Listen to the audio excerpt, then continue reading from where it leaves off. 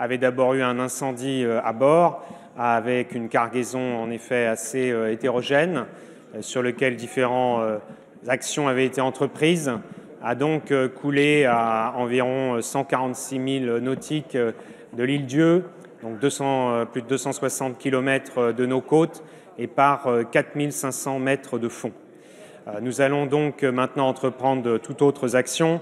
Vous avez eu raison de souligner que l'action de l'État en mer, qui est coordonnée par le préfet maritime de Brest, avec lequel j'ai été en contact régulier depuis hier matin, a permis d'abord de sauver tout l'équipage et le passager, grâce d'ailleurs à la coordination avec les autorités britanniques, qui méritent d'être saluées particulièrement en ces circonstances. La solidarité entre marins ne se dément pas et c'est une bonne nouvelle. La Marine nationale a été mobilisée et est toujours mobilisée sur place avec la frégate multimission.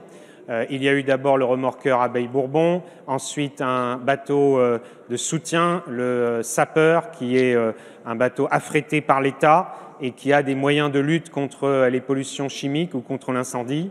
Mais comme je viens de le dire, ça n'a pas suffi pour stopper la gîte du navire et qui ensuite a coulé. Nous allons donc maintenant envisager les moyens de lutte anti-pollution, car comme toujours dans ces cas-là, il y a un risque de pollution. Il ne faut pas le nier, d'abord parce qu'il y a une cargaison de fioul lourd qui était le carburant de propulsion de ce navire.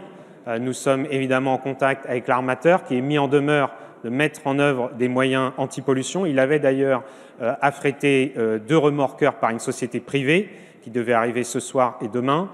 Par ailleurs, nous sommes en train d'identifier le contenu exact de la cargaison pour savoir la nature des produits contenus dans les containers, dont certains sont tombés à l'eau avant même que le navire coule. Et nous allons ensuite voir s'il faut mobiliser, bien sûr, des moyens sous-marins anti-pollution. En tout cas, soyez assurés que les moyens de l'État sont tout entiers tournés vers la lutte contre cette pollution.